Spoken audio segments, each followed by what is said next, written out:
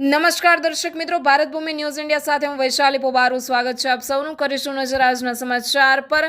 આણંદ ઓળથી ઓળમાં શ્રી ગોવર્ધન નાથજી મંદિર પાટોત્સવની ધાર્મિક ભવ્યતા જોવા મળી. ઠાકોરજીને તિલક અને છાકલીલા મનોરથ દર્શનથી ભક્તિમય માહોલ સર્જાયો. ઓળના બજાર વિસ્તારમાં આવેલ પાવન શ્રી ગોવર્ધન નાથજી મંદિર ખાતે પાટોત્સવ નિમિત્તે ભક્તિભાવપૂર્વક ધાર્મિક ઉજવણી યોજાઈ હતી. સવારે શ્રી ઠાકોરજીને તિલક કરાતા મોટી સંખ્યામાં ભક્તો દર્શનાર્થે ઉમટી પડ્યા હતા.